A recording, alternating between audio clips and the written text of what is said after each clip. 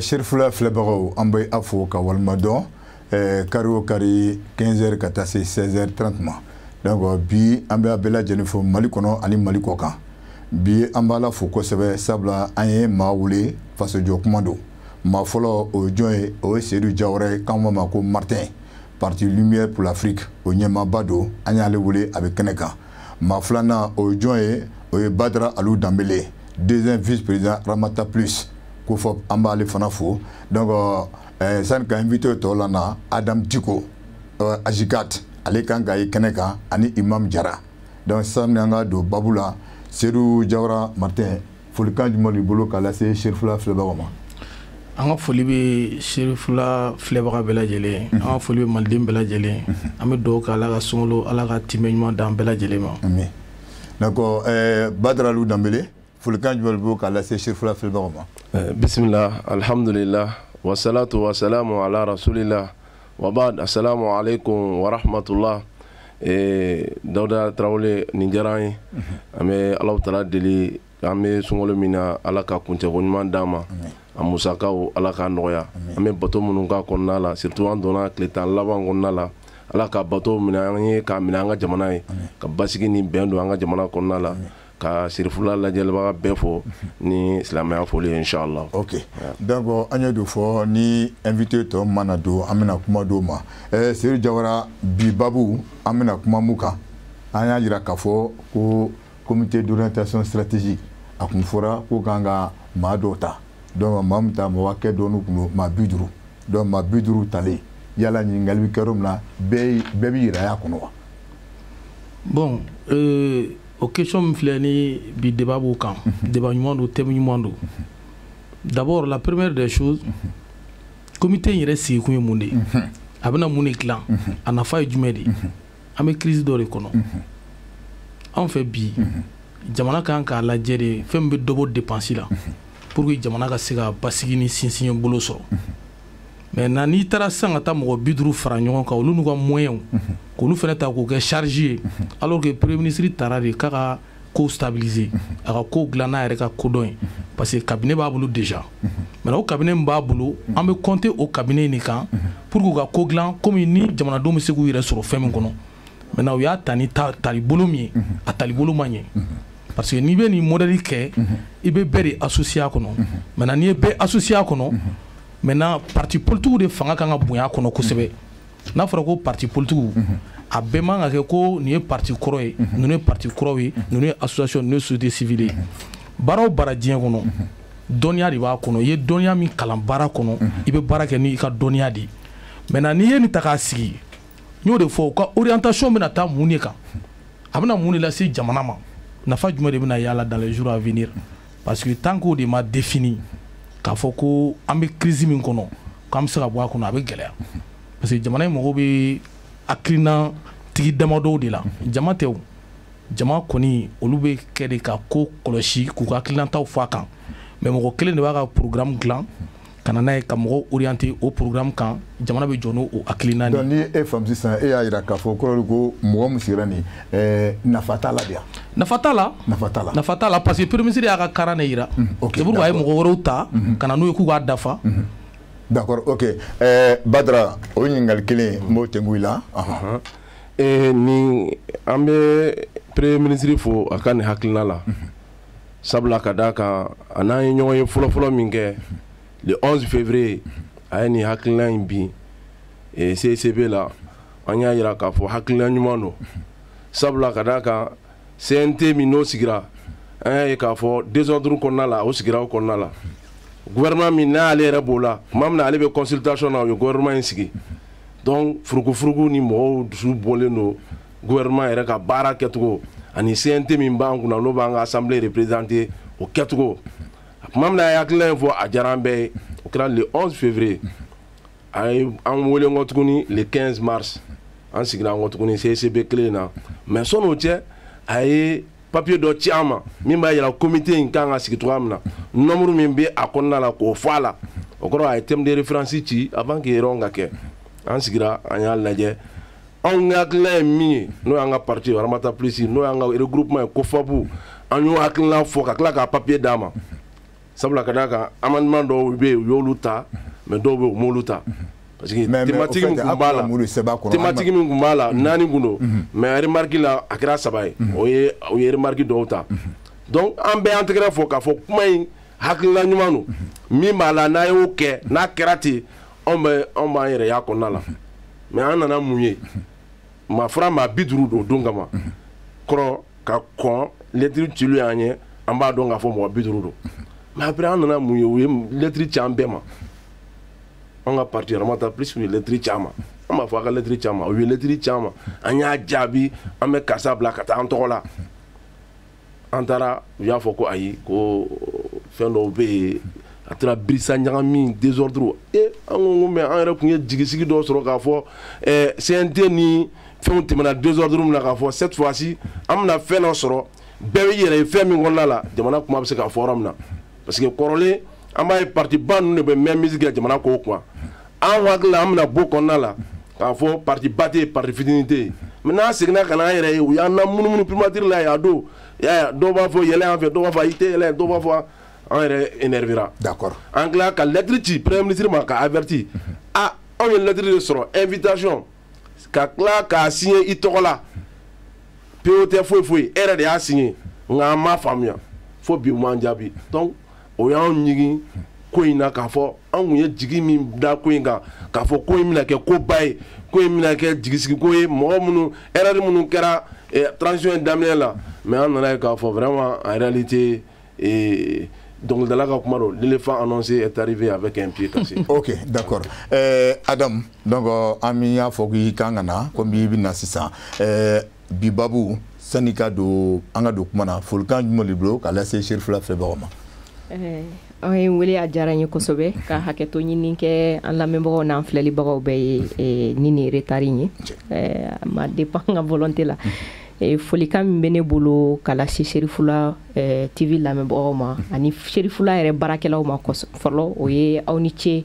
aw ka yɛrɛ ye baara ye aw ni ce fasojɔ aw ni ce aw ka cɛsiri ye minnu b'an lamɛn k'u fo u bɛ yɔrɔ o yɔrɔ k'a ɲini Ala fɛ hali bi sunkalo labanko ɲuman Ala ko o nɔgɔya an ye hali bi Ala ka basigi sigi an ka jamana kɔnɔ. Ami ami. N bɛ profiter k'i ɲininka comme Babu bɛ mun kan an ye k'a fɔ comité d'orientation stratégique a kun fɔra ko mɔgɔ 50 ko o bɛ taa mɔgɔ 50 taara donc maintenant an bɛ fɛ ka ɲininkali kɛ yala mɔgɔ 50 o kɔrɔ ko bɛɛ yɛrɛ y'a kɔnɔ wa.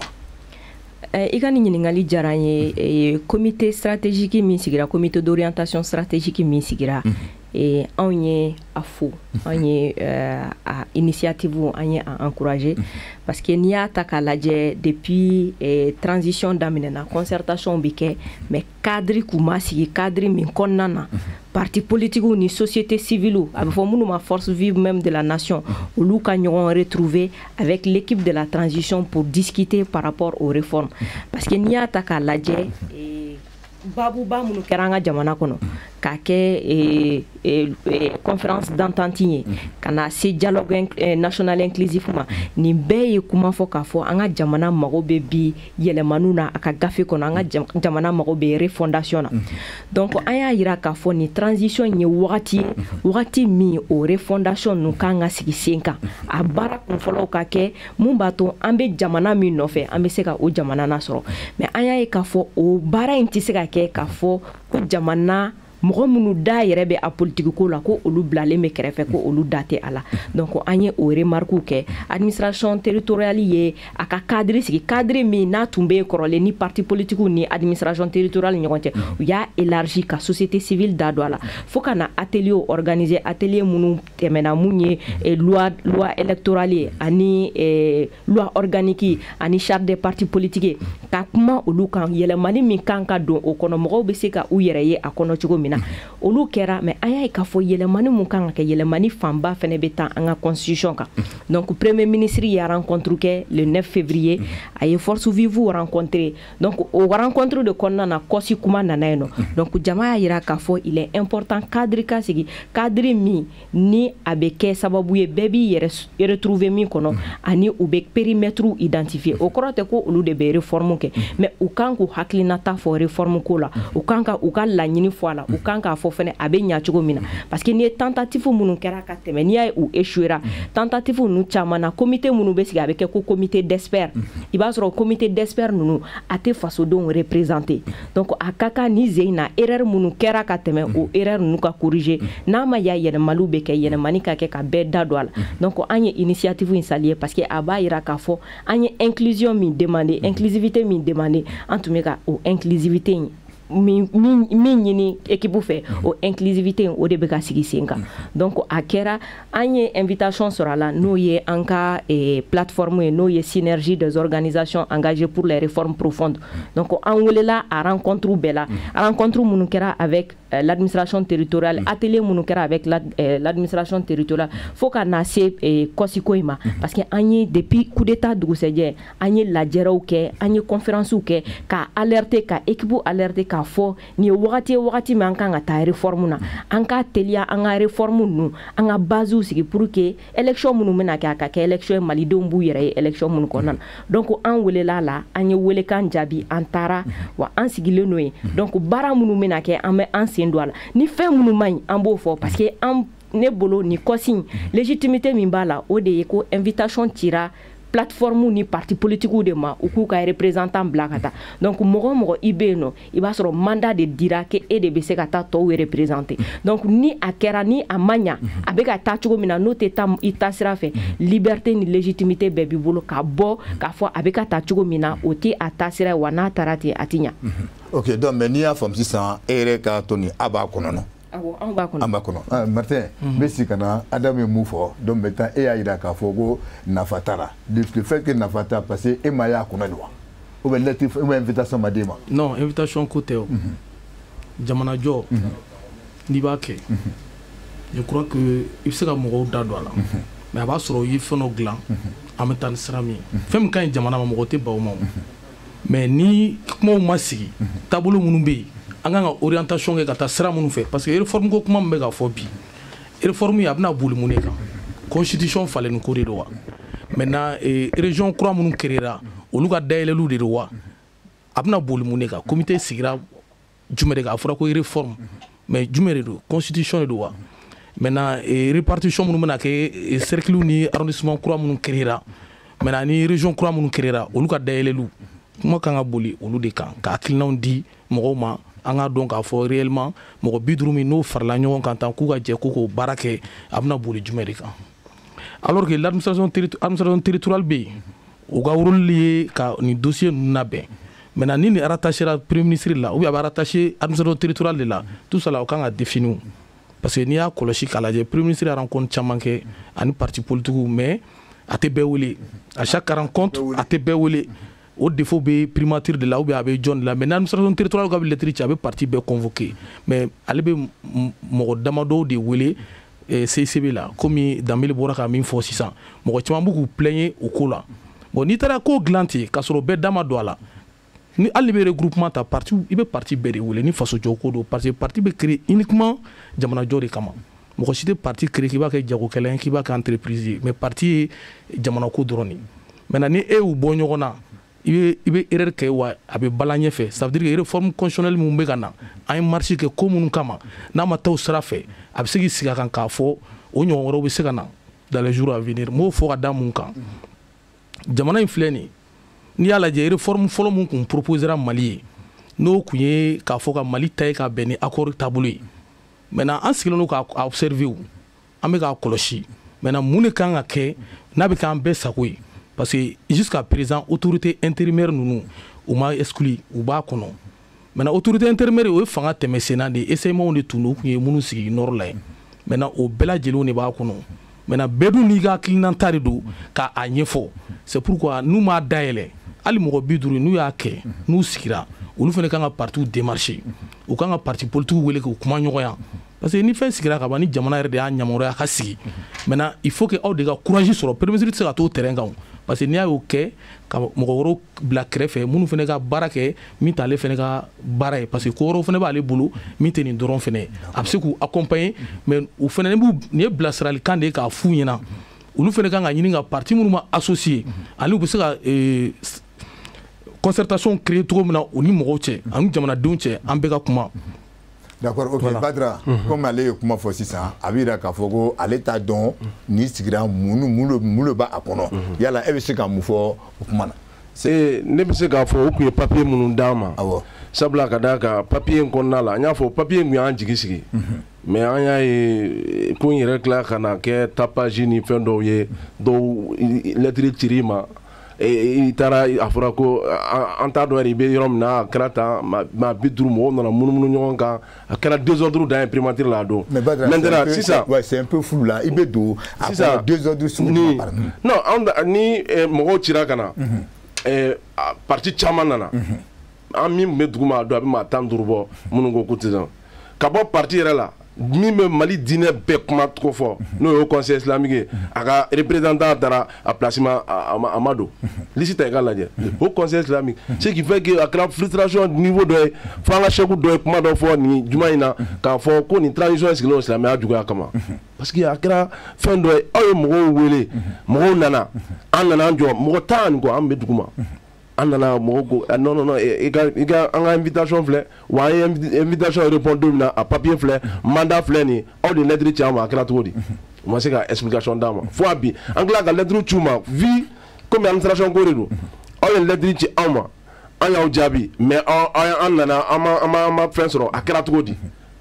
faut lettre faut bi donc aya to an nyuna bare na kosebe parce que lui il a objectif folo là après que ce cadre est créé inclusivement pour la réflexion et l'échange. Exclusivité mimba kona la. O manga to do ka senga nyugu yela ko ngono. Parce que jamana parti politique que lo ka nyon soro son coup d'état et regroupement demando là. O regroupement mbeu.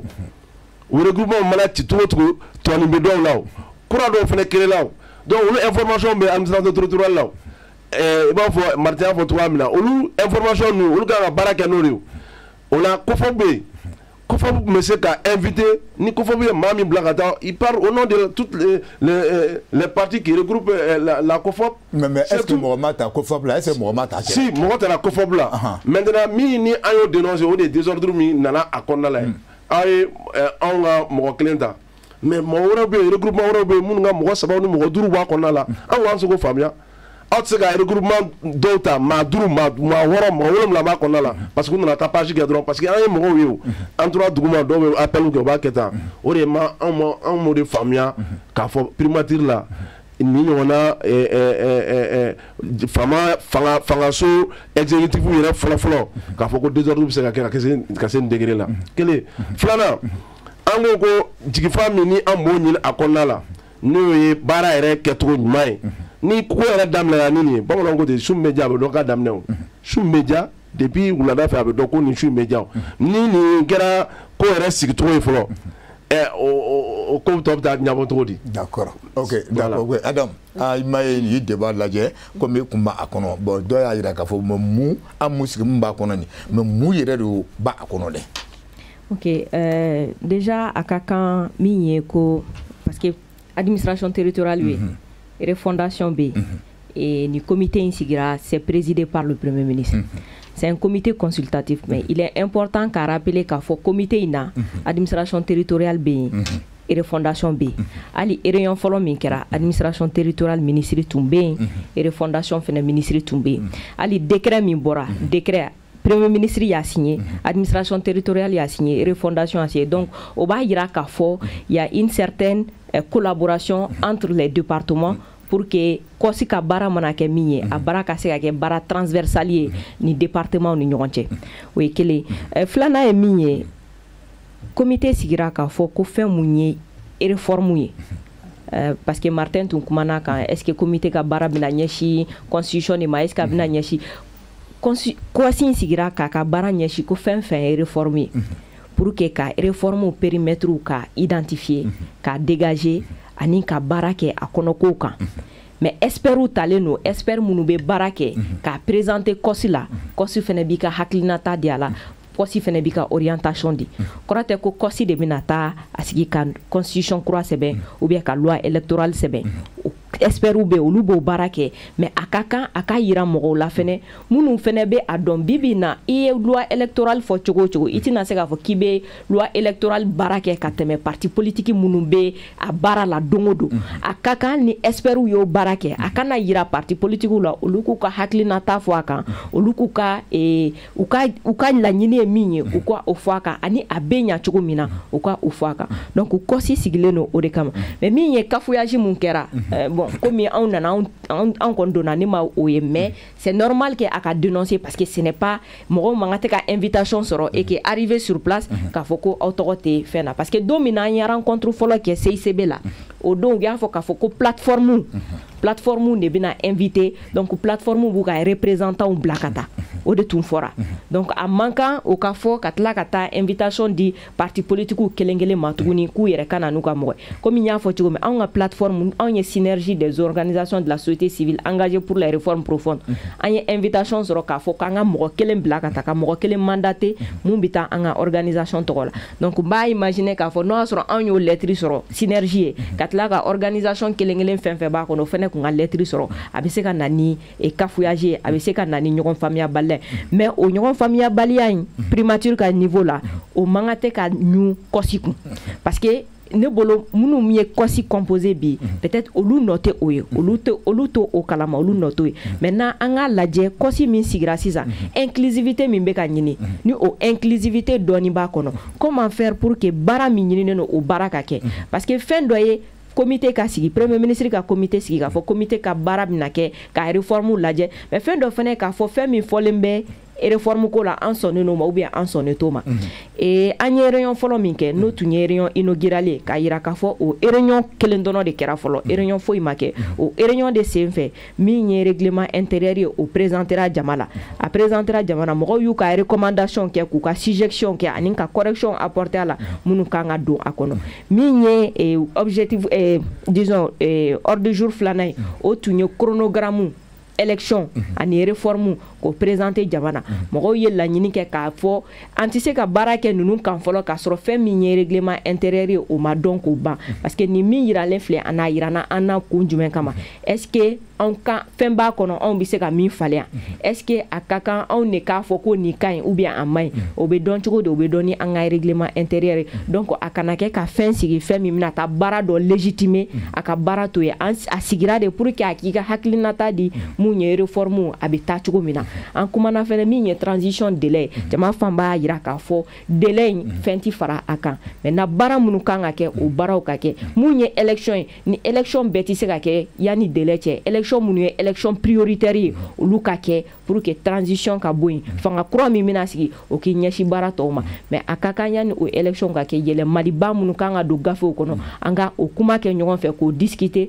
k'o identifier kɔsi sigili fɛnɛ fɛn dɔ ye min ye o de ye n'i y'a ta k'a lajɛ tentative tɔw échouera fɛn o fɛn ye révision constitutionnelle ye président nana o y'a essayer a échouera mun b'a to a bɛ échouer parce que i b'a sɔrɔ fɛn min bɛ constitution kɔnɔ i b'a sɔrɔ a baara kɛlen bɛ ni comité d'experts ye i b'a sɔrɔ bɛɛ da ma don a la mɔgɔw m'u yɛrɛ ye a la ani mɔgɔw b'i yɛrɛ ye a la caman bɛ kɛ parti politique ye minnu bɛ assemblée kɔnɔna na mais mun ye société civile ye ou bien les autres forces vives de la nation olu t'u yɛrɛ ye a kɔnɔ donc ni a bɔra faamuyabaliya bɛ na mais ni bɛɛ ka représentant donnen b'a la a kuma mana kɛ n'i seginna ka t'i ka base la e de bɛ taa restitution kɛ donc a bɛ na ni complémentarité entre le travail du CNT le travail du gouvernement et le travail des forces vives pour que jama fanba bɛ se k'i yɛrɛ ye yɛlɛmali minnu bɛna don an ka gafew kɔnɔna na donc pour moi correction de do fɛn minnu kɛra ka tɛmɛ n'olu ma ɲa nin ye correction de mais a bɛ dépend a baara kɛcogo la a bɛ dépend baara kɛcogo la baara bɛna taa bolo min fɛ ani baara bɛna faamu cogo min na a bɛ dépend o la. ok Martin n bɛ se ka na komi kuma fɔra cogo min na mais n'i y'a ye k'a ta lajɛ e bɛ cɛ n'o parti i ye parti ɲɛmɔgɔ ye mais est ce que e tɛ ARP kɔnɔ wa. non ne tɛ ARP kɔnɔ an ka regroupement ye jigiya kura de jigiya kura bon vous savez ninnu baara modèle ninnu n'a bɛ kɛ aujourd'hui au Mali n'i y'a lajɛ regroupement cayara bon regroupement cayara a bɛ gouvernement yɛrɛ dɛmɛ baara la mais regroupement kɔnɔna la. mais regroupement cayara jɔn de y'a caya aw yɛrɛ ma caya. c'est bien parce que parti ici il y a 200 partis politiques maintenant aw descend parti politique ni leader dɔ sera ka parti 20 ou bien 30 fara ɲɔgɔn kan n'a sera k'u convaincu u bɛ se ka kɛ candidat kelen bɛ bɔ mais n'a ma se k'u convaincu bɛɛ bɛ se ka kɛ candidat ye parce que on crée un parti pour chercher le pouvoir, la conquête du pouvoir c'est tout parti bɛ dan o de la o maintenant au regroupement minnu bɛ yen n'i y'a regroupement bɛ ci i b'a sɔrɔ souvent a bɛ dépend leader ka mɔgɔw minɛ cogo la n'i sera ka mɔgɔw convaincu u bɛ tugu i kɔ mɔgɔ bɛ tugu mɔgɔ kɔ n'i ka hakilina de faso ko la mɔgɔ tɛ dimi k'a fɔ n bɛ bɔ i kɔ non i ka idéologie min b'i la k'an fara ɲɔgɔn kan ani jamana ko an bɛ ɲɔgɔn sɔrɔ o de kɔnɔ maintenant o regroupement minnu n'olu bɛ yen bi o bɛ gouvernement de dɛmɛ baara la parce que n'i y'a ɲininka sisan ko regroupement kɔnɔ sisan a ye nin mɔgɔ hakɛya di regroupement bɛɛ ka mɔgɔ hakɛya dɔ di o la mankan tɛ wuli o maintenant ni regroupement bɛɛ ye mɔgɔ dɔ di k'a don baara bɛ kɛ correctement parce que o regroupement bɛ segin ka na kuma o kuma bɛ fɔ i bɛ segin ka na ɲɛfɔ mɔgɔ tɔw ɲɛna. mais e ka groupe n'a ka groupe mɔgɔ kelen ma ta la wa. bon n y'a Asetu de tɔgɔya la mais n t'a dɔn Asetu ye jɔn ye. Asetu Sangare mais n t'a dɔn a taara ni tɔgɔ min ye. a bɛ se ka kɛ parti ala mais a taara n'a ka parti tɔgɔ de ye c'est pour te dire que porte wɛrɛw de bɛ ko in na minnu tɛ da kilennenw ye quoi. cogo di dɛ e k'o ɲɛfɔ. voilà o porte ninnu ye jumɛn de ye n'o de f'u ɲɛna olu de bɛ ka baara gɛlɛya u yɛrɛ ma n'u de ye baara gɛlɛya u yɛrɛ ma u bɛ difficulté fɛnɛ sɔrɔ c'est vrai ni coup d'état kɔni kɛra an bɛɛ b'an makun parce que gɛlɛya kɛra maintenant ni gɛlɛya kɛra maintenant sisan an bɛ jɛ ka ko dilan de ni hakili ye sinon gɛlɛya min kɛra o kelen an bɛ segin o kan parce que mun de bɛ yen jamana mɔgɔw bɛ vision ni hakilina kuraw de la ni jamana mɔgɔw b'o la o tɛ se ka kɛ jamanadenw bɛɛ kɔ maintenant n y'o de fɔ ni regroupement bɛ yen olu regroupement bɛɛ bɛ mɔgɔ di maintenant n'o regroupement bɛɛ ye mɔgɔ di mais ni mɔgɔw taara kelen kelen maintenant bɛɛ tɛ se ka yɛrɛ sɔrɔ a kɔnɔ bon o de bɛ na ni gɛlɛya ni kɔlɔlɔw ye jamana bɛ yɔrɔ min na komi bi exclusion a man ɲi i ka mɔgɔw wele u ka sigi u k'a fɔ n b'a la ou bien n t'a la o de bɛ se ka jamana in bouger bi min sigira kɔsi min n'a sigira an b'a dilan ni sa ka ɲɛ mais pourtant Adam Durate tɛ caman ka ɲɛfɔ voilà n'o de fɔ an b'a dilan de a ka ɲɛ parce que déjà n'a sigira ka ban n'i ko k'o cɛ an bɛ segin kɔ tuguni de premier ministre y'a kɛ ni ŋaniya ɲuman dɔ de k'a fɔ n bɛ mɔgɔw fara ɲɔgɔn kan k'u comme ça ni ne panna min kunna ou bien ni ne hakili ma min ye ninnu k'o dilanni kɔfɛ n'a fɔra ko jamana sɛbɛnko la organisation saba de bɛ minnu da b'a la administration territoriale comité stratégique d'orientation o b'a la ani refondation ministère o saba de tɛ yan u k'u jija u ka ɲuman bɔ dɛ min bɛ malidenw arranger parce que Mali constitution a falini min ni i bɛ ka balila k'a kɛ an bɛɛ tagamana kama ya k'a tɛ kɛ ATT y'a essayé k'a b'a kɛ mais fɛn min b'a jukɔrɔ fo k'o de woloma k'o bɔ l'article 118 l'article 118 a bɛ constitution kɔnɔ o article 118 min n'o b'a kɔnɔ n'i y'a lajɛ Alpha ni ATT ninnu ye Mali constitution falini min kɛ 92 u ye article 118 don a kɔnɔ de c'est pour que ka tubabuw ka plan tiɲɛ maintenant o article 118 o de b'a yɛrɛ k'a fɔ ko ni Mali banalen don k'a kana sɛbɛn falen Mali dun banalen don Kidali minɛlen don a ma bila d'accord ok maintenant o yɔrɔ in bon n'i ko ko n k'a bila n bɛ se ka non voilà o yɔrɔ nin vas-y i b'a fɛ k'a fɛngɛ o yɔrɔ min n'o filɛ nin ni Alpha ninnu y'a ye k'a fɔ Mali bɛ minɛ parce que e ka inquiétude bɛ yɔrɔ min na c'est à dire l'article 118 e y'a inquiétude b'o voilà maintenant Alpha ninnu y'a de ko Mali bɛna minɛ don dɔ la mais n'a minɛna malidenw b'a kɛlɛ hali n'olu tɛ o article 118 de filɛ nin ye f'u k'u hakili to a la wa n'u b'a kɛ fɛnɛ u k'u jɛ u ka Alpha consulter parce que n'i y'a lajɛ Adam Ba ye lettre ba dɔ ci IBK ma constitution falenko in na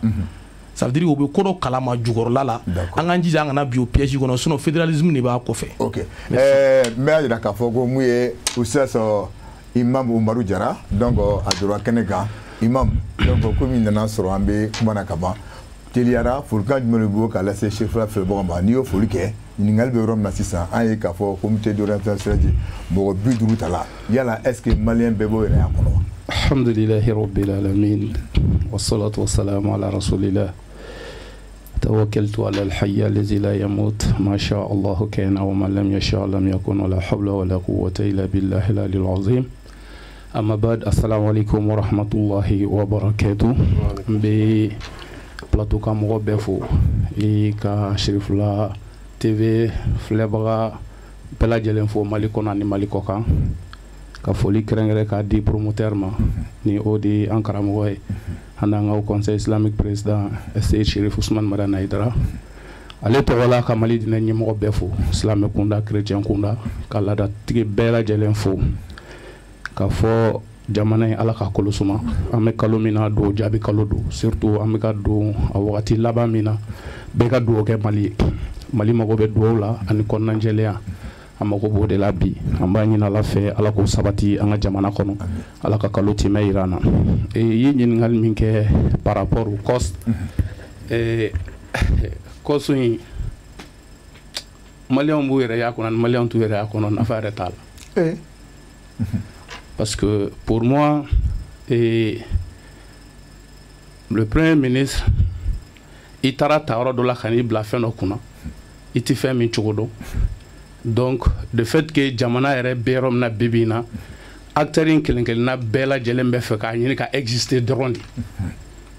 pour moi premier ministre ye nin structure in créer dɔrɔn pour que a ka fɔ k'a fɛnɛ bɛ baara dɔ la jamana ko la imam nin ye kumaba ye dɛ oui c'est à dire pour que a ka fɔ dɔrɔn k'a fɛnɛ bɛ baara dɔ la jamana ko la Bukele une révolution ce n'est pas contre un individu mais c'est pour un idéal jamanadenw wulila fɛn dɔ de kama jamanadenw wulila yɛlɛma dɔ de nɔfɛ donc n'i ko k'i b'o baara kɛ très honnêtement ne y'a fɔ i ka plateau kelen kan n ko Mali kɔnɔ en tant que responsable u ma a dabila de faire semblant n ko n'u m'o dabila jamana ko in na don o don an bɛ taa an bɛ sigi il y a le ministère de la refondation bi concrètement e ni ala cɛ depuis gouvernement sigira u ye mun kɛ le ministre de l'administration territoriale a ye cellule dɔ créer k'a rattacher à la o cellule in ka baara ne ɲɛ tɛ différence ba la ni kɔsi cɛ parce que o cellule in bɛna kuma réforme politique kow kan o fɛnɛ bɛ kɔsi ka baara kɔnɔ donc et au-delà les différents départements minnu bɛ ɲɛsin jamana yɛrɛ ka refondation ma olu ka baara ye jumɛn pourquoi l'existence de cette cellule ni ti fɛn min dɔn n'a dir'i ma i bɛ fɛn de kɛ min ka d'i ye ne bolo kɔsi in créera premier ministre fɛ fɛn dama dɔ k'a yira communauté internationale la ko maliyɛn bɛɛ da bɛ transition in na faire semblant d'avoir l'inclusivité o ye kɔsi in créé o de kama kɔsi ka baara kɔnɔna na pouvoir de décision jumɛn b'u ka baara la est-ce que n'olu ye min ta o de bɛna imposer gouvernement kun wa a bɛna imposer jamanadenw de kan wa a pouvoir de décision jumɛn b'u bolo donc pour moi très honnêtement aujourd'hui une structure min créelen filɛ nin ye premier ministre fɛ c'est purement politique mais ne ɲɛ t'a impact ba la fɛn damadɔ min fɔra k'a bɛna baara kɛ o kan anw ka jamana kɔnɔ an bɛ don min na i ko bi n'i ko k'i bɛ so jɔ ne bolo i b'a daminɛ fondation de la i tɛ se ka taa so jɔli daminɛ toit la k'i b'o so dilan quoi jamana bɛ don min na i ko bi baaraba damadɔ fɔra olu fɛ k'o b'u ka baara in kɔnɔ réforme institutionnelle b'a la réforme politique b'a la n'an ye réforme institutionnelle yɛrɛ dɔrɔn ta k'a lajɛ o bɛna maga an ka sariya sunba la ni an y'o ta k'a lajɛ Alpha, même après 92, Alpha ka mandat laban yɔrɔ la, il avait tenté k'a fɔ k'a bɛna ni sariya sunba in yɛlɛmali ye o kun y'a sɔrɔ jamana b'an bolo ATT la même chose k'a sɛbɛn fɔ k'a ban o y'a sɔrɔ jamana b'an bolo IBK o nana jamana ko tɔnin ban mais o fɛnɛ ko f'a k'a kɛ mais o bɛɛ lajɛlen bitira problème min na yala structure dɔ bɛ se ka taa bi k'a fɔ k'o bɛna baara kɛ o kan ko k'a sɛbɛn ko k'a adopter jamanaden jumɛnw de bɛna sɔn o ma ka tugu o kɔ donc il y a un problème il y a des préalables à faire tant que u mana ni jamanadenw de ye u k'u sen don jamana ko in na n'a b'olu ɲɛna k'a fɔ ko bi ko armée b'u bolo ko fanga b'u la ko état levier b'u bolo k'u bɛ se ka fɛn kɛ entre les quatre murs ko k'o imposer maliyɛnw kan u bɛna maliyɛnw sɔrɔ o ɲɛ et puis n'i ko k'i bɛ anw ka fɛn o fɛn dilan bi l'accord d'Alger munna gɛlɛya donna a bilali la sen kan parce que a sɛbɛnna jamanadenw kɔ kan de an kun tɛ yen a sɛbɛn wagati fɛn de kɛra a kɔnɔ an tɛ min dɔn donc ni o nana o application diyagoya jamanadenw tɛna sɔn fɛn ma a kɔnɔ donc o cogo kelen na nous ko ku bina sariya sun sɛbɛn ni mɔgɔ 50 min taara d'abord mɔgɔ yɛrɛ taara cogo min na o de la moi très honnêtement mɔgɔ dɔw b'a kɔnɔ ne bɛ mɔgɔ minnu respecter kojugu mais mɔgɔ ka taa i ka légitimité o b'i ka hɔrɔnya bolo ka taa a bɛɛ bɛ taa ni u bɛ argument min f'i ɲɛna i ka k'a kɔnɔ k'a essayer k'a dilan o ka fisa i t'a kɔnɔ ye o de y'a caman ka argument ye mais u ka u miiri dɔrɔn k'a lajɛ au moment de concertation n'o y'a sɔrɔ o kun don le M5 RFP qui a mené cette lutte et qui est légitime aujourd'hui à légitimer toutes les institutions du Mali. M5 RFP y impliqué le processus d'amener là. Le 5, comment texte ou cahier de charge en Toubé. On en a 3 jours de concertation. Dans les 5 salles étaient présidées par le M5 RFP. Les rapporteurs, 3 rapporteurs sur 5 étaient M5 RFP. Mais on est bara minuke au kono. Autorité nous a irana ko nafatolo mo filika tu wakina taglang na di jamana doma. Donc pour moi du moment que au mire charti ni fait de route élaboration na mo nous sera ka carrière ko wale kola pour moi ni structuring créer lu fait dro pour ka essayer ka ira communauté internationale là parce que pression bu ka amba kalama. Aka tani ko nye faka jamana dom be sendo ala. Donc on me fait le blessing en dro ka mo do ta dro faire valoir quoi ka mo do ta ka tout le visage ira ka foko we beba kono mais ubna famu do mina ko bete fait kono ubna bon résultat mi ko bno appliquer et référendum attaquer jamana fanjume quelque ni ba ke préalable do de bala jamana tambulo folo fo ka nga jamana inde segi fo ka nga son odema aujourd'hui l'article 118 mo chama bo foko ke argument ne bolo argument qui est valable parce que abanga charia sumba kono mais Mali be la hala mina bi seul un consensus peut sauver notre pays. OK. Marabago fuka son odema utise ka jamana den do la dia ko qualifier ko olu semboala ko lu ke djugwe ka do ke ni ka fuku be jamana takatana e kasoro l'esprit reste. Mais est-ce que entre nous là est-ce que lettre ou mal lettre dit awma M5 mo ka fuku be ko wolle no ou ka copie publier ke Mali kono bi ka no ma lettre officielle foi ci M5 ma ka foko M5 ko ay na doni ko ina aya ketan mais pourtant ay M5 mo do ya kono no ay parti do di vous avez vu ay parti do di a kono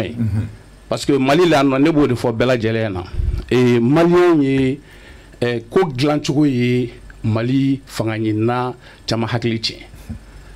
chama mbolo bi itise kana fangala fo mo me fangala ino ka terrier fo ini France ka terrier donc hal ni obiga principe violé tu fais semblant ko lu nyana ko ke hal noti be jamana doma. D'accord. OK. Adam merci kana e fan fait ni Imam Diarra ni Martin ni Luka Kumata ou basela yala est-ce que kumbo mvrani amube akonani est-ce que nous kuman bewa bon ne bolo avec ta jona quoi comme il y a fo chugumina kosu sigileni sisanche kosu réunion keleneke o réunion otumbe porter kosu ka règlement intérieur ani chronogramme mais pour le moment ka foko kosu yere bara damine bara yere madamine folo bara okanga damine o calendrier ma publier folo et munye beki yere ya kono ne bolo beki yere ya kono ni nana nuye ka kosu créer parce que rencontre Mounukera avec le ministère de l'administration territoriale, avec le premier ministre, tout le monde a jugé nécessaire d'impliquer les partis politiques. Même les organisations de la société civile ont plaidé pour qu'il puisse avoir un cadre de concertation entre les acteurs de la transition et les partis politiques et la société civile pour dégager les priorités par rapport aux réformes parce que en gana ñina fin de ko transition et wakati ni kunguru de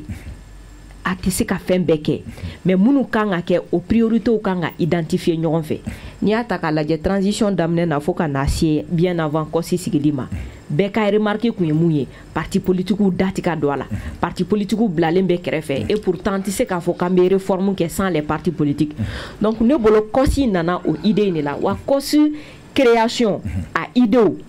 on y a discuté a discutera concertation minnu kɛra avec l'administration territoriale, a discutera atelier minnu kɛra, a discutera rencontre minnu kɛra avec le premier ministre. Donc nous y a matérialisé à quelqu'un nous de bonne foi d'accepter aussi parce que c'est une de nos demandes. On a demandé au cadre mini baby yɛrɛ kono pour parler des réformes. On a fait on kana fɔ des réformes inke ina fɔ les prédécesseurs au lui a quelque mina, c'est-à-dire qu'attaque comité expert kakwe ka bonaye na ya kete motu yere ya kono. Il faut que ça soit inclusif, il faut que le processus soit inclusif. O inclusivité ine nananini. Maintenant akaka fene na fora ko beka ya kono. Beyeli ya kono korote ko faso den kelen beka ya kono. Pour moi, il y a des regroupements des partis politiques. Ni M5 tabi, M5 qui est M5 Konana, tu as les regroupements des partis politiques, tu as les syndicats, tu as les acteurs de la société civile. Ni Kosita, syndicat au Bakono, parti politique au Bakono, société civile Bakono. Est-ce qu'en quelque sorte, Mounoube M5 là qui militent au sein du M5, qui sont dedans au nom de leur parti politique, est-ce que Oluta Konoa? Donc pour moi, inclusivité abetani au oreille. Maintenant, Martin Mifo, c'est-à-dire Kosi Sigira. Kosi ka baraka nga ke munye ko o de ka réforme ladje réforme proposition mun kera ku ladje et dégager des priorités ka périmètre ou dégager. Comment faire aujourd'hui pour que au kake parce qu'il ne s'agit pas Kosi ka barate pour moi de défendre le premier ministre ou de défendre la transition ou de défendre qui que ce soit, non. Le travail du COS c'est vraiment par rapport aux réformes. Ni ataka ladje actero acteur ba kono be baraka réforme ko ka Malila bɛɛ baara kɛ réforme ko kan a kɛra parti politique yo a kɛra société civile yo bɛɛ ye baara kɛ réforme kan ni y'an ka constitution ta k'a lajɛ c'est l'une des constitutions les plus stables mais c'est l'une des constitutions les plus violées a violé nos partout a tɛ bato a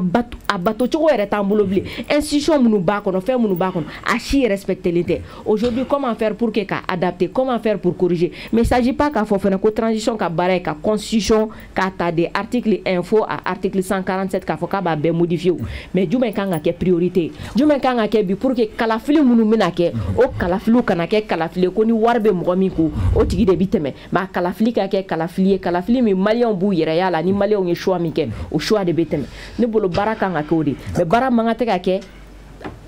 n'an bi transition contre la ou bien an bi transition pour la pour moi équipe min bɛ yen u bɛ baara mun na fɛn b'a la minnu ka ɲi tout comme caman b'a la minnu man ɲi o ye anw fɛnɛ ka baara en tant que société civile k'o dénoncer don o don ni fɛn mun kɛra n'a ma ɲa on dénonce mais n'an wulila k'an ka na hakilinata fɔ fɛnɛ an bɛ na hakilinata fɔ a ka kan fɛnɛ k'a rappeler k'a fɔ ko COS ye comité consultatif de c'est-à-dire a bɛ consulter de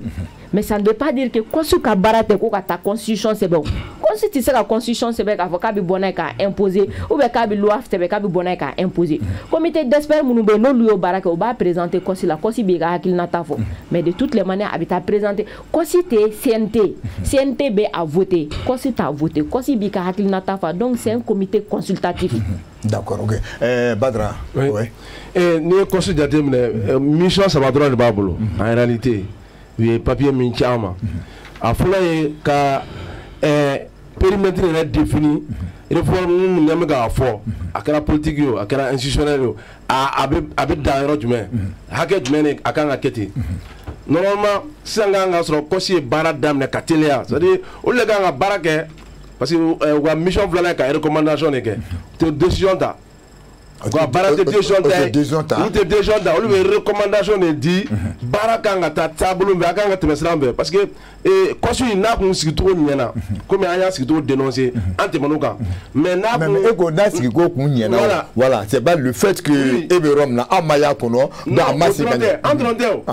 le haut conseil islamique ka girin ni anw ye non maintenant n'i y'a ye olu énervé la bi fo ka taa ye fo o chef dɔ b'a fɔ k'a fɔ ko transition bɛ diinɛ contre la o b'a yira k'a fɔ ko c'est trop mais laɲini ye min ye n'o ye baara min kun kan ka kɛ parce que olu ye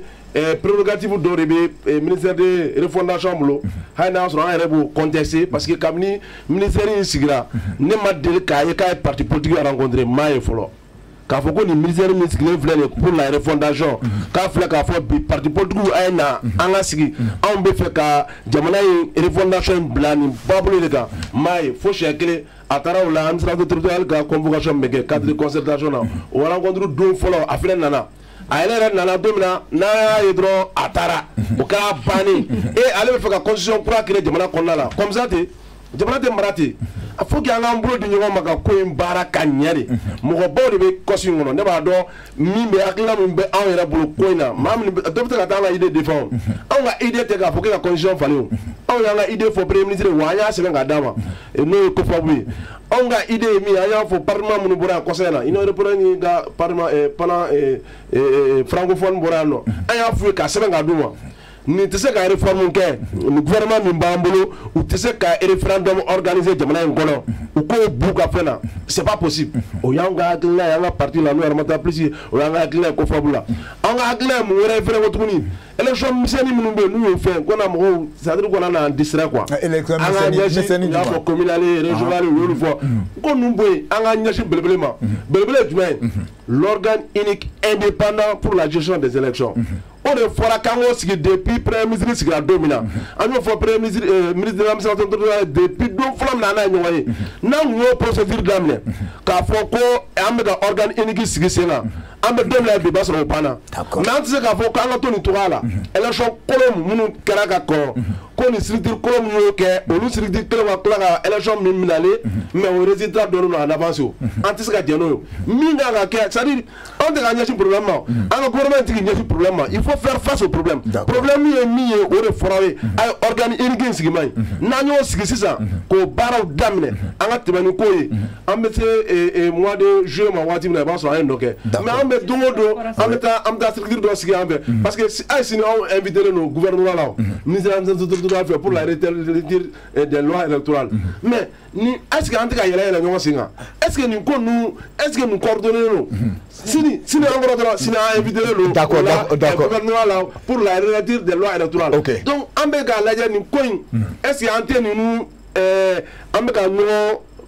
distrali min an k'o dabila an ka ɲɛsin ko sɛbɛn ma. ok Adam i b'a fɛ ka kuma dɔ fɔ sani bɛ kuma di information.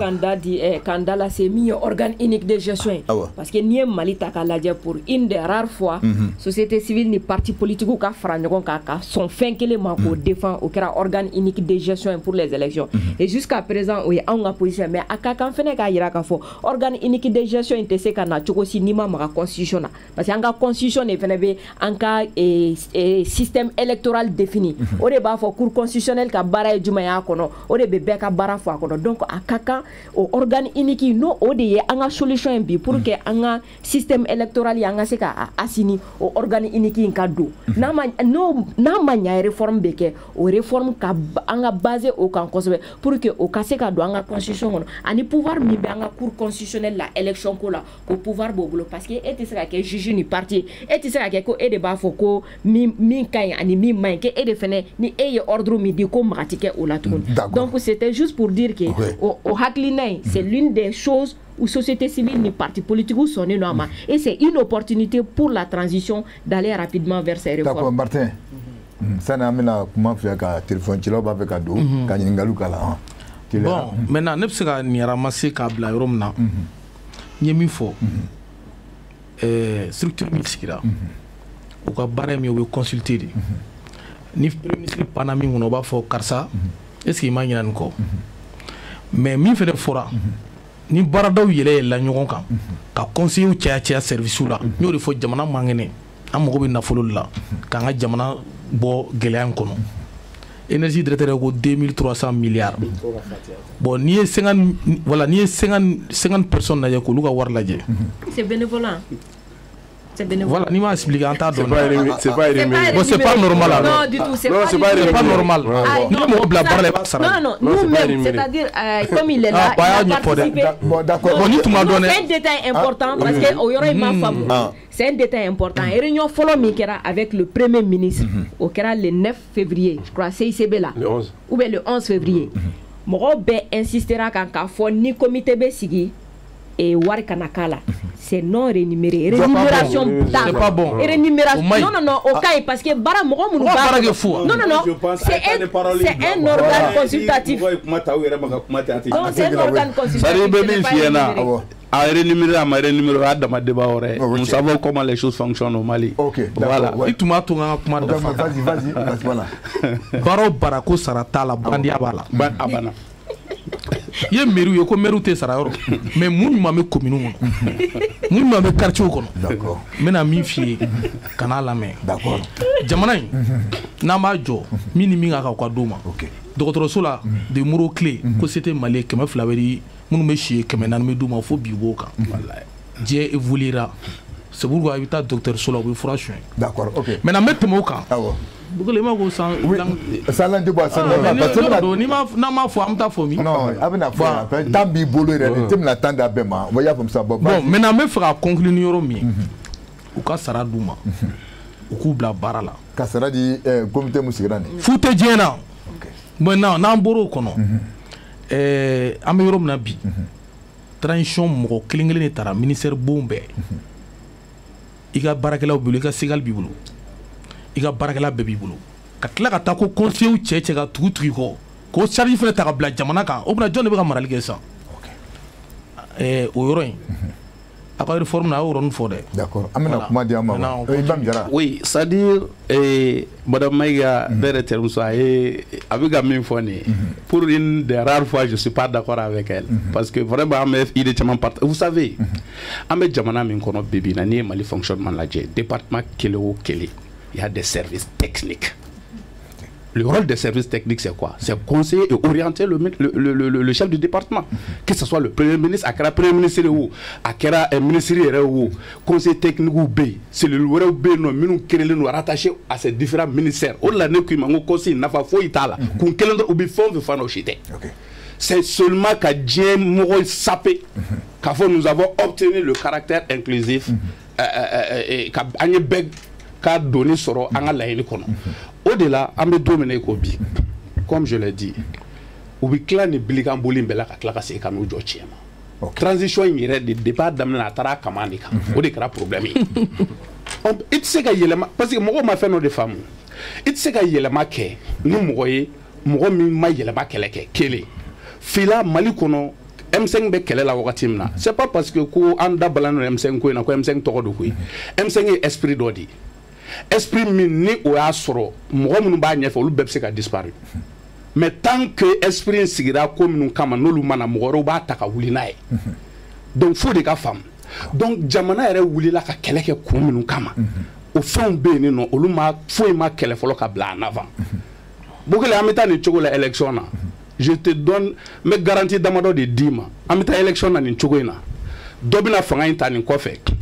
CNSP mɔgɔw wo M5 leader an bɛɛ b'an taarɔ ɲini jamana in kɔnɔ parce que minnu gɛnna ka bɔ a la olu de bɛna ta ni wari ye tuguni n'u taara élection na nin cogo in na d'accord ça je vous le garantis d'accord donc an bɛna mɔgɔw bɛ encore donc an bɛ mɔgɔ 5 ta n'an tilala mɔgɔ 5 talen na sisan ni ɲininkali bɛ fɛ kɔfɛ an bɛna aw ɲininka tuguni fɛɛrɛ jumɛn de bɛ aw bolo sisan pour que vraiment nin ko in bɛ se ka fɛ cogo min na donc an bɛna kuma di aw ma donc an bɛ mɔgɔ 5 ta ka bila donc mɔgɔ fɔlɔ donc ɲininkajuru sira a filɛlen de ye an ɲɛkɔrɔ écran sanfɛ donc allô? D'accord, donc on va essayer de faire 20 74 09 17 99 86 10 10. Donc moi m'bambulkoda tableau sans faire Seydou Diawara Martin Imam Oumarou Diarra ani Badralou Dambélé ani Madame Maïga Adam Diko Mohamed Traoré Anche Mohamed Anche Mohamed Anche Somo Bedi quand vous avez mis Kabokai. D'accord, il n'y a plus de gagner ces jeunes. Allô? Oui, Mohamed, il n'y a plus de gagner ces jeunes. Ne t'aura pas voulu que Kabokai. Ah, ouais, femme. Ah, comment est-ce que il n'y a plus ah, il n'y a plus de intervenir politicien à quand intervenir, tu dis? U bɛ ka mun fɔ ko parti politique ka ko ni parti politique ma fara réforme ninnu kan ko an tɛ taa yɔrɔ si ne bolo parti politique ninnu kan k'u sen bɔ transition in kɔnɔna la yɛrɛ de i m'a faamuya parce que u yera ko caman n'an ka jamana in kɔnɔna la depuis 91 fo ka n'a bila bi la u ma ko sɛbɛlama foyi kɛ Mali ko in. Ok, merci beaucoup Mohamed Traoré, merci. Donc an b'a yira mɔgɔ filanan an b'a yira k'a fɔ an ka don thème kɔnɔ voilà dɔ b'an kɔ allo Musa Traoré somɔgɔw bɛ di? N ye dɔ b'a la. An ba Musa Traoré. Awɔ. K'an wele ka bɔ min? Kaba Moussabougou. Kaba Moussabougou. Ok, Ningalbe Gadje Sidjoma. Voilà, ben folie que il a invité au Bec Lobila. Ningalbe sont adressés Mogo Sababo Flala. Ah ouais? Ningali Folo. Ah oui, Imam Djaraï. ah ouais. Imam Djara avait commis le retour de l'ascenseur. C'est-à-dire que Adina Moungania Moukoumoloula, on a nié Signou Eredema. Parce que nous avons les premières heures du coup d'État. Les responsables des M5 qui ont passé sur les plateaux, Moutra Plateau, pour mettre les Koumakan Kele Mounié. Pour mettre les Koumamounié. Au Teko Malien Beka Faraganyonga. Au Koumakan Kouye Mounié, comme Mogo Mounié Jamala Tia, au Lutte Malien, au Lutte Maléala. Binou Blala Krefe. Moi, je crois qu'il y a des leçons de Ouma. D'accord. Maintenant, vous donnez Arana, Bachiteo. Ni la ligne pour des comme Malien Beka Faraganyonga, ou Sika de Arana. Mais chaque fois, rester à l'écart, qu'on est Machama, ni Machama. Les mêmes mots dont Jamana Gonobi, ou Daïm Boukasso, ou Tewele, c'était ça là. Mais Jamana Kungago, comment on a fait, ou bien Gassé Glanka, qui prémilitri Makati présent. Au doy Abla Idrissa Maïga, Deni Beka, Amadi, Deni Kereka, la Kadatri Tara, à la contribution Tara.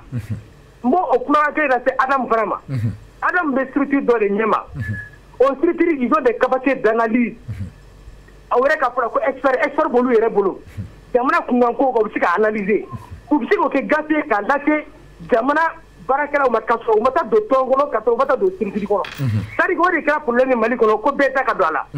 Jamana Kola Maté Beta Kadwala. Ok. Ni Dama Douala, il dit qu'à Moukala, au Barak et Kola Tiakéola. D'accord. Mais c'est très important. Ok. Vous qu'elle nous comme Moussarata, c'est faux. C'est pas possible, c'est les indemnités qu'on va donner. Les réunions, les postes café autres là, c'est l'argent du contribuable. Ok. Donc Moussara par la Diakwala, et je sais que quand même plateau, c'est pas comme appeler, pour qu'on voit le code là. Ok. Quand même donner la plateau les cas, ils n'ont pas analysé, ils n'ont rien derrière eux. Faut tout boulot. Parce que vous avez vous le boutou, ou de quoi quasi, ou de quoi, ni quoi CNT. Ce n'est pas comme ça qu'un pays marche. Ok. Mon bien, c'est vous analyser ou que vous avez vous là. Ou te de quoi là, ou te de cela, ou te de quoi là. Mais vous qu'à tuer. Donc, engagez un baraco, et engagez un bêta dans la bêta, dans la liberté dans la pigne. Ok, merci beaucoup. S'il te plaît, je vais terminer. Oui. Et les fondations B, administration territoriale B, quelqu'un a dit sur le plateau, il y a des cellules, il y a des conseils techniques. Qu'est-ce qu'on va encore créer? C'est pour faire plaisir à certains, c'est pour que qui mangent, ce n'est pas normal, il faut qu'on sorte de ça. D'accord. Avec ça, soumettre consultation, comment on va consulter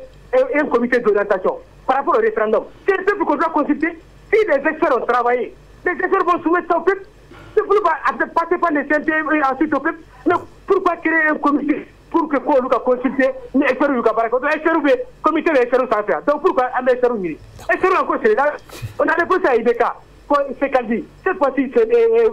Américain va présenter. Limite Carter Gambourg dans là. Tout ça c'est l'argent. Donc on revient sur les mêmes choses. Et ça va produire les mêmes effets. Vraiment qu'on laisse, qu'on fasse un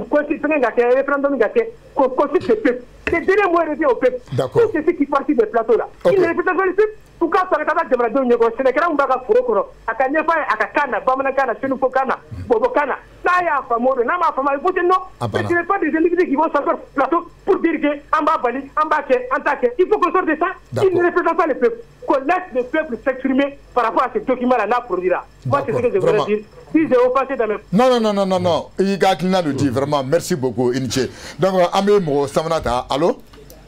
Ah? Alors. Ah, Anche. Alors, Orokia Traoré Kabokati. Ah, Orokia, c'est moi, Bédi. Orokia Traoré Kabokati, Anche.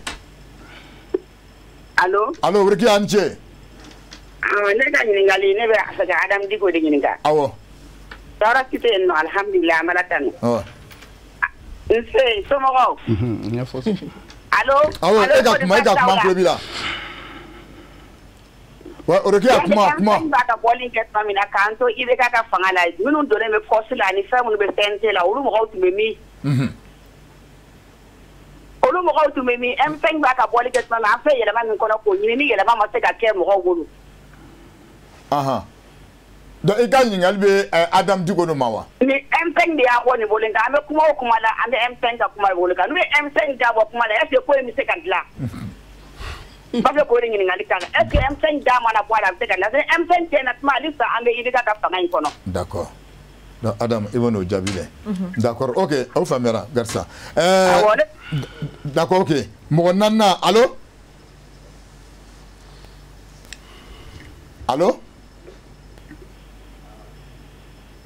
an cɛ an cɛ k'an wele ka bɔ min k'an wele ka bɔ Faransi Faransikaw du oui wa Faransikaw du baasi foyi t'an na ok kuma b'i bolo oui ne ka kuma bɛ adressé Alimami Jara la awɔ oui a ye kuma minnu fɔ bon ne bɛ ka jiri jida ka kuma sɔn ji la quoi ka sababuya kɛ mun ye aleykum salaam allez-y ka sababu kɛ mun ye ka kuma e ka kuma ban ka sababu kɛ mun ye ka kuma i ka an tulo b'i la i ka kuma wa ne ko ne ka kuma bɛ ne y'ale ka Jara ka kuma sɔn ji la quoi awɔ a ye kuma min fɔ o de don parce que ni élection n'an taara élection kɔnɔna nin taa cogo in na tan awa a bɛ kɛ gɛlɛya yɛrɛ parce que mun na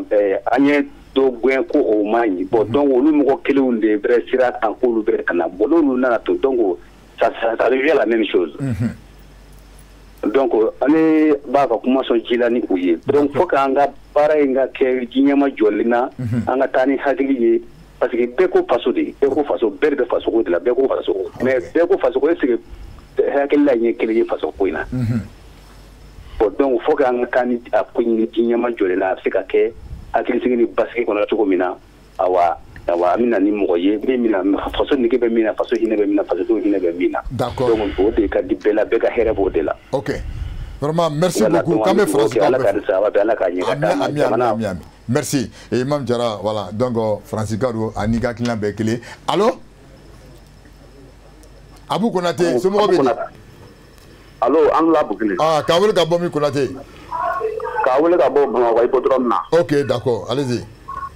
n bɛ émission Jamajɛ lajɛlen bɛɛ fo awɔ Imam Umaru Jara a tulo b'i la kɛrɛnkɛrɛnnenya la an ka foli b'a ye kosɛbɛ a ye min fɔ o ye wulibali de ye ni an taara élection na nin cogo la an bɛ segin an ka ko kɔrɔ nin kelen kan parce que si l'administration territoriale n'u y'a labɛn u b'a di ɲɛnamɔgɔ dɔ de ma o mɔgɔ kelen de bɛ tila tuguni ka ni mɔgɔ kelenw tɔmɔ ka baara kɛ n'u ye tuguni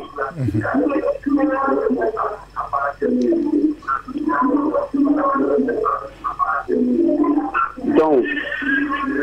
min ɲininen don organe unique dɔ ka sigi sen kan o ka élection labɛn pour que ka an ka fɛn ninnu éviter d'accord salamu alaikum merci beaucoup i ni ce n b'a dɔn mɔgɔ 5 dafala dɛ ok voilà donc Adam voilà an b'a daminɛ i la voilà an balimamuso min ye nɛgɛjuru ci ka bɔ Kati bɛ fɛn fɛn ye weleli kɛ ka question poser n b'u bɛɛ fo ka n balimamuso fo ka bɔ Kati a ka ɲininkali kun ye ko in tɛ se ka taa M5 kɔ ko parce que M5 de changement kɛ yala M5 kun bɛ kɛlɛ la an kun bɛ min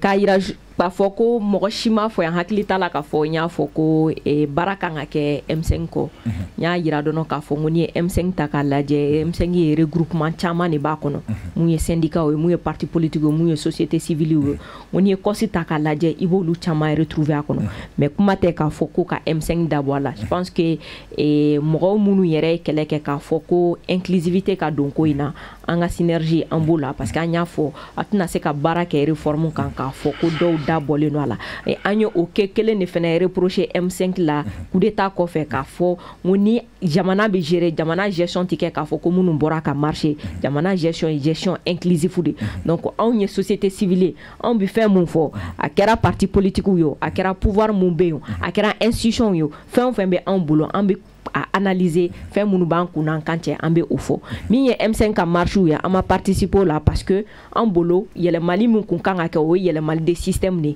donc mɔgɔ tɛ an siranna ni fɛn kelen de ɲɛ k'a fɔ ni an ye IBK gɛn mun bɛ na IBK kɔfɛ o bɛ juguya ni IBK ye parce que fɛn min bɛ yen o ye système de ma ye o système de ka kan kɛlɛ wa an b'o système kɛlɛli de la depuis toujours an bɛ o formation de kɛ an bɛ o sensibilisation de kɛ an bɛ o baro de sigi an bɛ o baara de la depuis yanni IBK fo ka na IBK tɛmɛ hali transition bɛ yan an b'o o baara de la parce que an bolo fo système in de ka falen fo fasoden ɲumanya in yɛrɛ de ka don an minnu ye an maliyɛnw na surtout an sifinnakaw na dɔ fana ka question kun ye réforme ko ye ko yala an ka structure mun bɛ yen nɔ an yɛrɛ experts ye yala an bɛ mun de kɛ an yɛrɛ tɛ se ka document kɛ k'a ci m'a yira a tigi la k'a fɔ an ye rencontre kɛ n'i y'a ta k'a lajɛ coup d'état kɛlen coup d'état la mɔgɔ fɔlɔ mun bɔra ka dénoncer k'a fɔ fɛn min kɛra coup d'état don o ye anw ye an y'a dénoncer ko coup d'état don an y'an ka proposition kɛ k'a ci o wagati y'a sɔrɔ CNSP de bɛ yen an y'a ci CNSP ma o kɔfɛ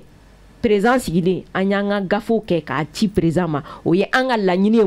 mun ye réforme mun kan ka kɛ organe unique de gestion an ye a kuma fɔ an ye conférences k'a kan an ye fora organiser a kan an y'a kɛ document ye k'a pour ni a contre na opportunité k'a bɛɛ kɛ gafe k'a ci premier ministre ma k'a ci président de la république ma hali a ma mɛn an ye fora organiser ka bɛɛ fara ɲɔgɔn kan k'a fɔ yala an ka constitution n'a ma ɲa a bɛ yɛlɛma an ka loi électorale yala fɛn jumɛn ye priorité fɛn tan jumɛn ye priorité n'o kan ka don a kɔnɔ fɛn tan jumɛn priorité n'o kan ka don loi électorale kɔnɔ an y'o fɛnɛ kɛ gafe k'o di premier ministre ma k'a di ministère de la refondation ma o ministère min n'an ye a dénoncer fɛnɛ k'a fɔ n ko ministère in a tununen don ale de kan ka kɛ ɲɛma ale de kan ka kɛ nin ko in bɛɛ chef de file mais a tununen don an ye o ma bali an y'a kɛ gafe k'a ci u ma administration territoriale ye atelier minnu kɛ k'a yira k'a fɔ ko yɛlɛmali mun kan ka don loi électorale ni loi organique ni charte des partis politiques la an ye an participera la an y'an ka recommandation kɛ gafe k'a ci olu ma donc k'a yira k'a fɔ an sigilen tɛ dɔnɔ k'a fɔ ko an b'a fɔ a ka yɛlɛma ou bien a kana yɛlɛma an bɛ baara de fɛnɛ kɛ kɔfɛ wa an bɛ a kɛ gafe k'a ci u ma société civile b'o kɛ parti politique b'o kɛ wa o gafe ninnu de bɛ fara ɲɔgɔn kan sisan nɔ ka tataw ta la parce que a tɛ se k'a fɔ ko ni e ko fɛn o fɛn ka ɲi ko bɛɛ bɛ kɛ mais e b'a fɔ dɔ ka ɲi ne b'a fɔ dɔ ka ɲi o de bɛ fara ɲɔgɔn kan ka kɛ gafe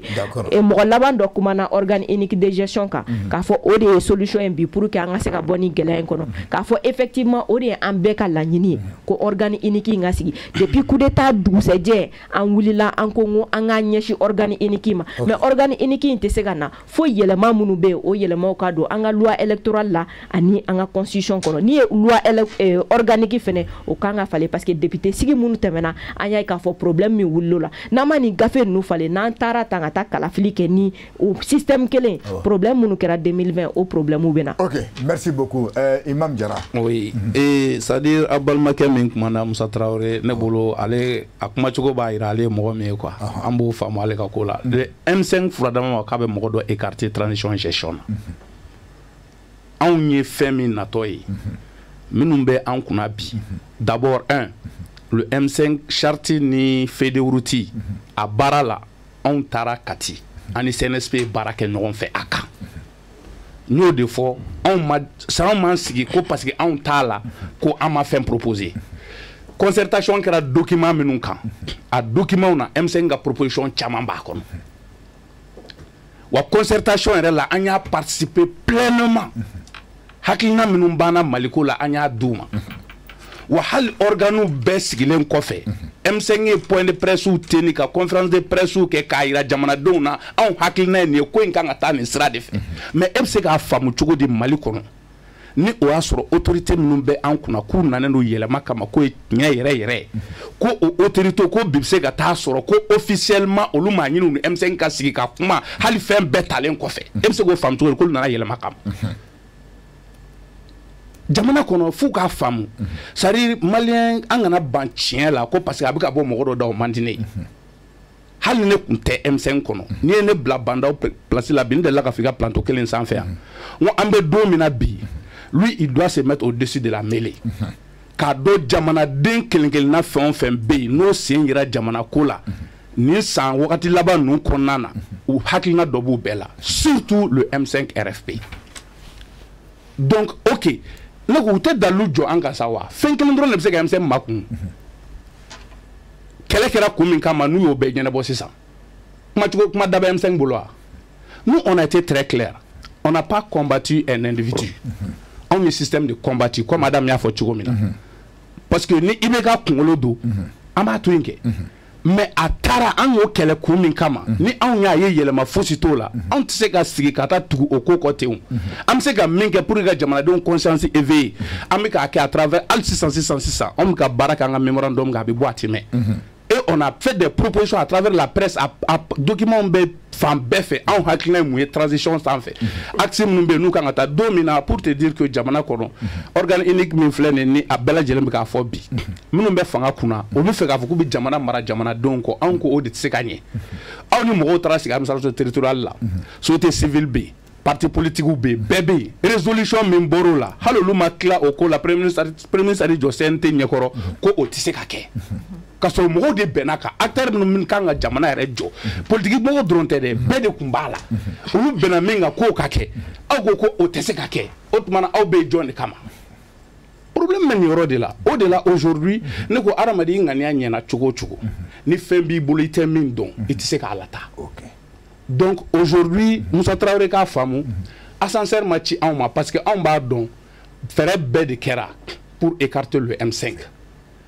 a fɛɛrɛw bɛ jamana kɔnɔ cogo min a bɛ jamana kɔ kan et puis mɔgɔ minnu bɛ yen nɔ ni M5 kɛra sababu ye ka jamanadenw la éveiller parce que n'i y'a jate mɔgɔ caman bɛ ka fili yɔrɔ min na M5 tɛ Choguel ye M5 tɛ Muntaka ye M5 tɛ Imam Umar Jara ye M5 tɛ Mahmoud Diko ye M5 ye jamana marako juguya di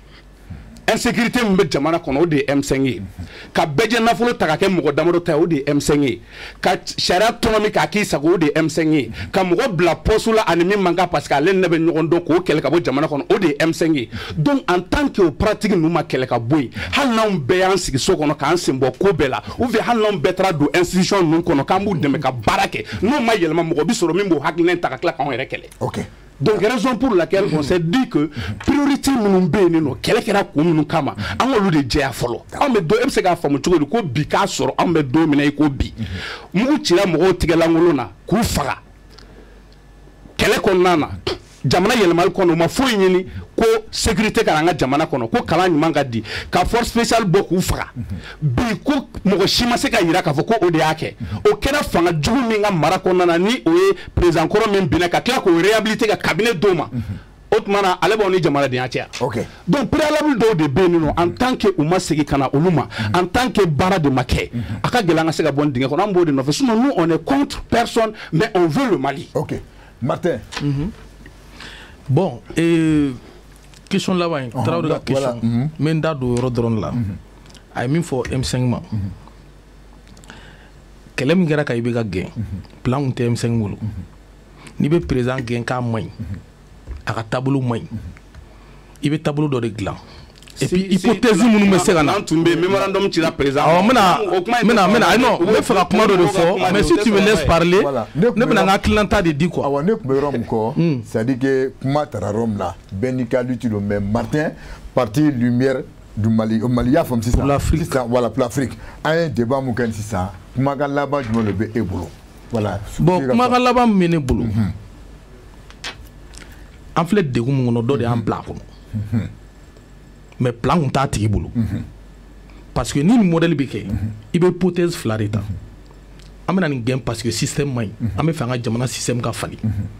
o cas ni sɔrɔsiw bɔra an bɛ plan jumɛn de kɛ pour que an n'u ka bɛn pour que an k'u écarter soit olu k'a mara o fila de y'a kɛ o ne min filɛ nin personnellement a gɛlɛya wagati ne ni Mohamed Salah sigira an ye débat kɛ mais M5 ka vision ani CEMAC ka vision tun tɛ kelen ye. Vision kelenw tɛ M5 ta ye faso den ɲumanya ye faso jɔ kun ka d'u ye mais u y'u puturu k'u ɲɛna quoi. Maintenant sisan an bɛ min fɔ o yɔrɔ la halisa M5 k'a ka courage sɔrɔ ka continuer mais cadre jumɛn kɔnɔ comité d'orientation da bɛ s'o ma sisan o comité min filɛ nin ye non o comité min filɛ nin ye o bɛɛ n'i y'a ye an donna nin bɛɛ kɔnɔ o bɛɛ bɔra fɛn min na an tun bɛ fɛ k'an da se o de ma mais n'o kan ka tɛmɛ a kan an bɛ tɛmɛ a kan maintenant sisan o comité n ye min fɔ n bɛ segin o kelen de kan an ka continuer an k'u accompagner maintenant si ça au fene ka continuer ka mo consulter ou kana M5 exclu ay kuma fa te pa kuna re ni kibe jamana njo M5 ko fe ibse ka fili mais M5 fene ka ta don don ou ka si ou ka nyon fam parce que femme est sur sous M5 M5 ya ira sur sous la de kulu de tay fangay aw na nga kele de parachevé ou aw ta ka bui o dun fere mabo mena o ka nyini o ka o pont o ka sudi o ka ben o kana dimi mi ko kura sur ka nyon fam ambi jamana nyman ko la pour que stabilité nyman se kana ne be se ka min fura kuma kunche o yode d'accord Badra mo mo ne wule ga mu fo barkada ambe Musa Traoré fo aya klan nyman ba de fo et sans langue de boire de ante boya nga tan kolon fo de Musa Traoré min fo et le redressement historique amu fo Barou Jaraye M5 ya mo écarté parti politique mo ni président mo ñoo fait ou ka kuma bela fa o fa ka dem no ga fena o ga nyamo ko rela no Shogel ku kuma o kuma aba fo olu comité stratégique ani le CNSP ko lu de acteur flying ko na e amo to écarté ya a to écarté faut ka foyer on commencer ka mo écarté mamna ni no écarté bi amba fo ko sebeteke kosmeteo parce que a fɔra yo karata koloni ka ndala ni dala ngolo o fɔra ye ayi be ka to ye am se ka min an ka jɛ ko kɛ ɲɔgɔn fɛ ayo ban maintenant aw tale coup d'état gɛlɛ aw ko anu les partenaires ye k'aw de bɛ jɛ aw bɛ taa kati aw b'o jɛ ɲɔgɔn fɛ ni u kun sɔnna u tun bɛ tɔgɔ écarté Musa Traoré min fɔ jamanadenw bɛ u b'u ka mɔgɔw sugo ye n'u kun sɔnna CNSP kun sɔnna u ni M5 kun bɛ jɛ ka ko in dilan ɲɔgɔn fɛ a m'a fɔ sisan nɔ n k'olu tun bɛ fɛ ka concertation ta en otage an ye rencontre fɔlɔ kɛ 3 jours de kira ka concertation préparée o 3 jours kɔnɔna la ale tun tɛ président ye mais an bɛ bɔ ko kalama ne nana don fɔlɔ min na n nana sɔrɔ an ka o groupe kelen groupe min constitué ale kɛra o président ye tɔgɔ di parce que olu yɛrɛ M5 dama u nana fara ɲɔgɔn kan concertation na ka mɔgɔw bousculer k'u ka mɔgɔw placer yɔrɔw ɲɛfɛ an b'a fɔ mɔgɔw ye an tɛ M5 contre la an tɛ mɔgɔ si kɔnɔ an bɛ jamana ko de la M5 bɛ ka min bila u kun na k'a fɔ jamana in tɛ t'u kɔ a bɛ t'u kɔ ça c'est clair et net non c'est pour que ka redressement historique de kɛ ka n bɛ tɛmɛ ni kuma ye Traoré ye min fɔ dɔrɔn k'a ka kuma appuyer k'a fɔ a ye min fɔ kan n'o kelen t'a jɛ maintenant sisan n bɛna ko in kɔnɔna la voilà k'a laban yɛrɛ ni problème yɛrɛ bɛ yen Mali la bi Kosiko tɛ o M5 ma poste sɔrɔ minnu bɛ majorité kɔrɔlen la olu ma poste sɔrɔ jamana taara ten a dira dɔw ma fɛn na an bɛ k'an ba réalité de ma o gouvernement de kan ka falen CNT bɛ yen ni M5 b'a fɔ k'e k'a disu an ko k'an t'a disu anw ka position na la COFOP an y'a fɔ premier ministre ye an ko a ye gouvernement ye remanié a ka CNT budget min b'u bolo komi mɔgɔw élilen tɛ o a ye dɔ fara a mɔgɔ kan k'a la taa 147 la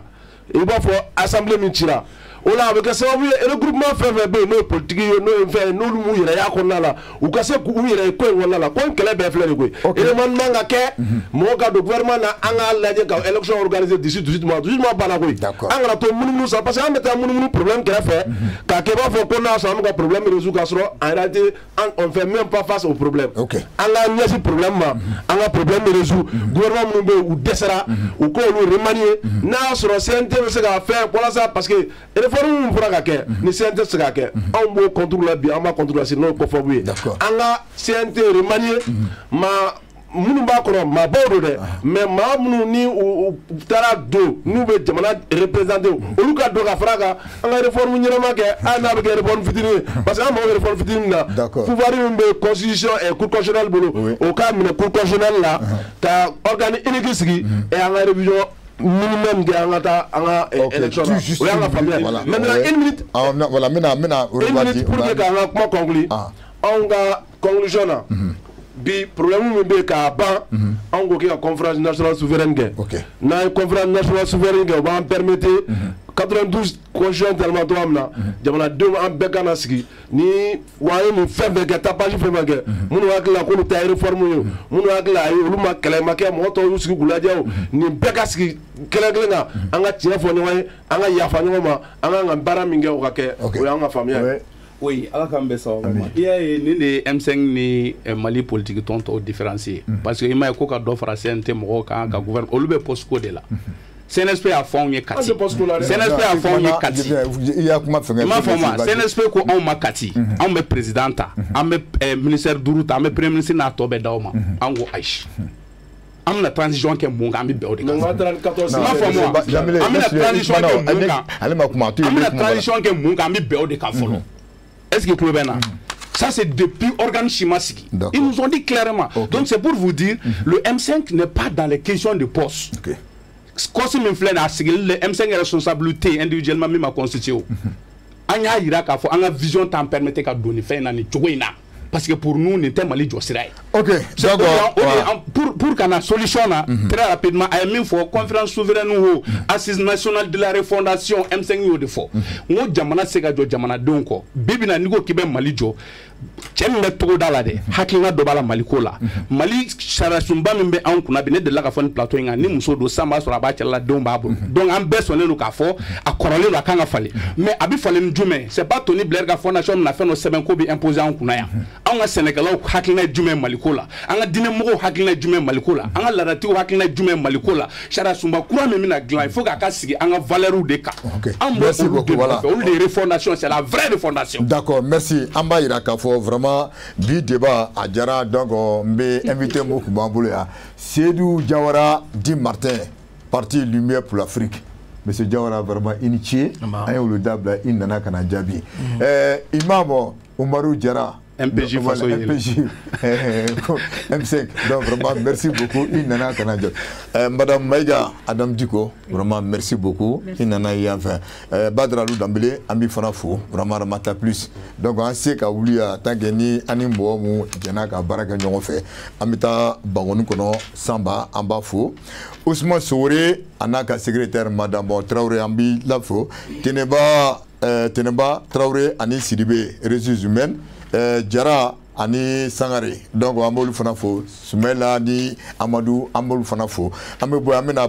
Bourbabuya responsable technique Bouya Koulibaly ambi ifo Mohamed Keta qui fanafo ani Adama Koulibaly Boujabate Aliba Kerefe ametoy ambe Moussa Fomba fo rédacteur en chef ametora donc Kasinga Kunda Roj Maka Mouye Rigier donc Chaka Koulibaly Abouaka Traoré NB ani Didi Bokoum amoto la dramé si kana religion nan ou la religion le ministre Mokhtar Bagaygo Amadou Diallo ani Racine Kane oda